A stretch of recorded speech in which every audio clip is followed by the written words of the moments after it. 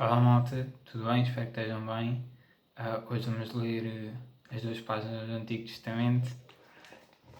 Se não viram ontem, eu li sobre o Novo Testamento, foi a primeira vez, então tive ali umas trocagens, mas desta vez correu melhor. A página é 690, 2 Macabeus 9. Perante isso, o povo voltou-se e correu às armas. Foi quando Antíoco, derrotado e perseguido pelos habitantes, teve de bater em vergonha retirada.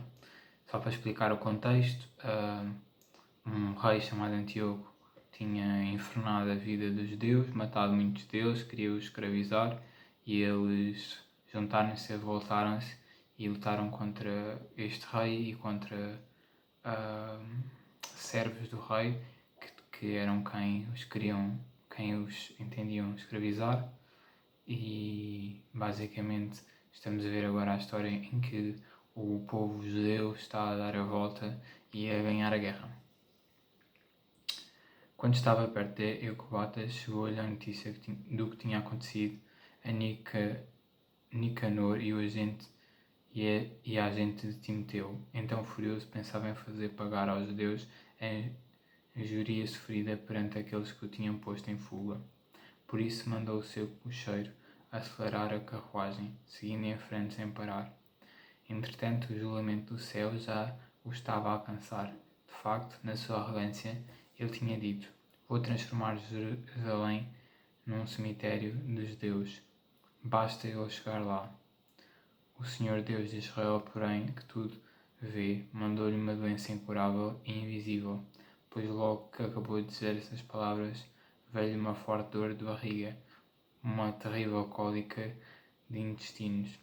Era uma coisa justa, porque ele havia torturado as estranhas de outros com muitas e refinadas torturas.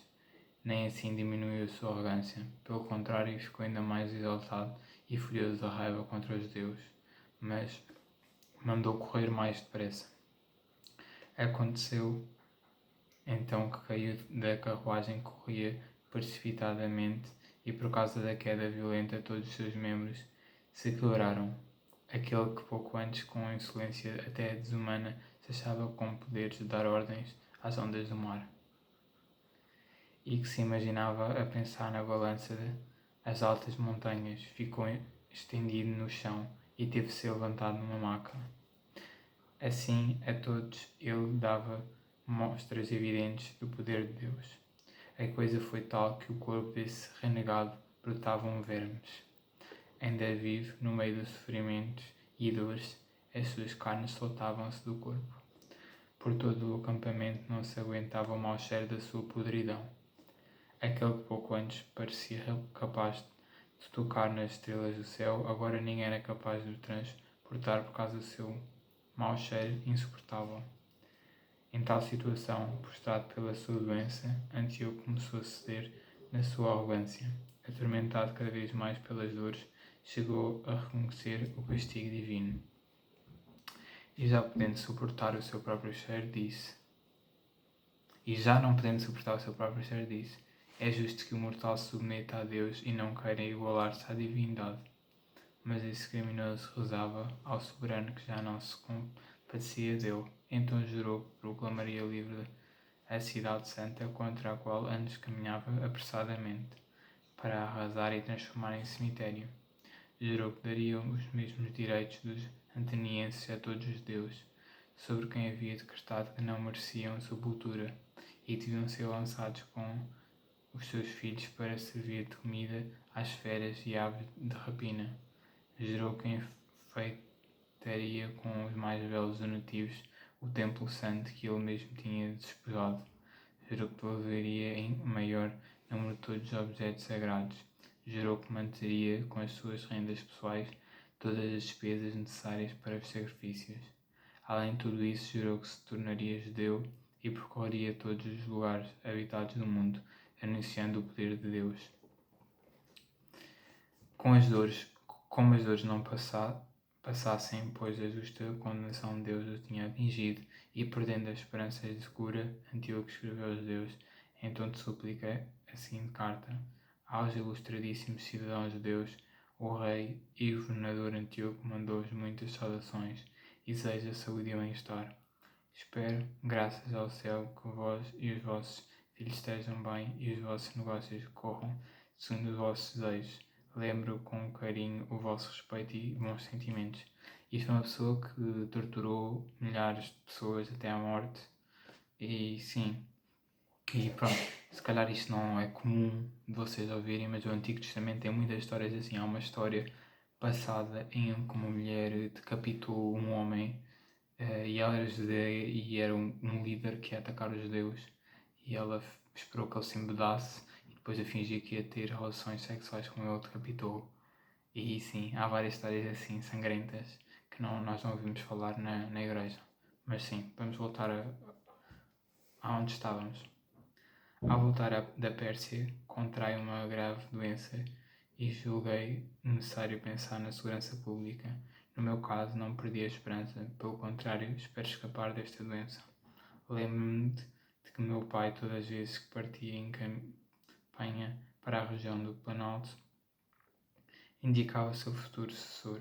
Desse modo, se acontecesse algo inesperado ou se chegasse alguma notícia má à gente que estava no país, não iria agitar-se, pois já saberia a quem fora confiado o governo.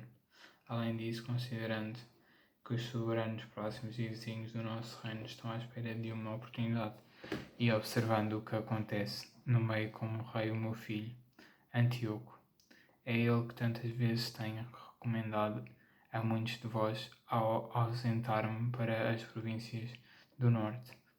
A ele escrevi a carta que segue abaixo.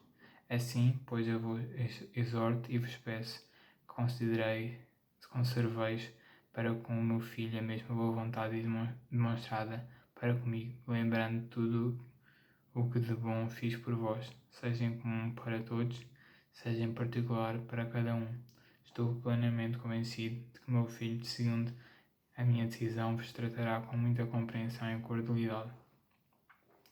E assim, esse assassino e blasfemo, entre dores atrozes, morreu nas montanhas, em terra estrangeira. O seu final foi desastroso, da mesma forma como ele havia tratado aos outros.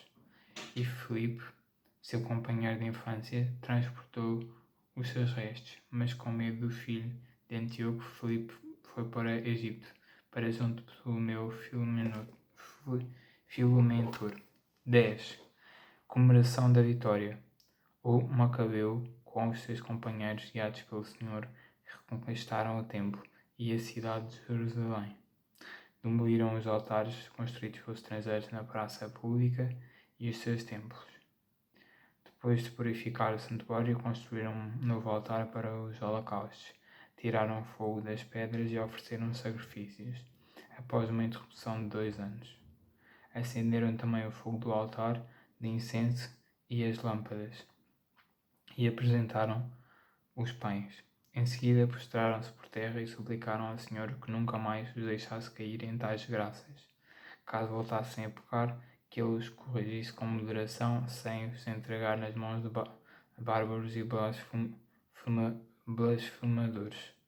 A purificação do templo aconteceu na mesma data em que tinha sofrido data em que tinha sido profanado pelos estrangeiros, e isso é no dia 25 do mês de Casleu. Durante 8 dias fizeram uma comemoração semelhante à das tendas, para lembrar que, pouco tempo antes, durante a festa das tendas, eles tiveram de andar pelos montes e cavernas, vindo como animais selvagens. Por isso, transportando folhagens, ramos novos e folhas de palmeira, cantaram hinos a Deus que lhes tinha dado a graça de purificar o seu lugar sagrado. Nessa ocasião, editaram um decreto público, confirmando por votação e aprovação geral, mandando todo o povo judeu celebrar essa data todos os anos.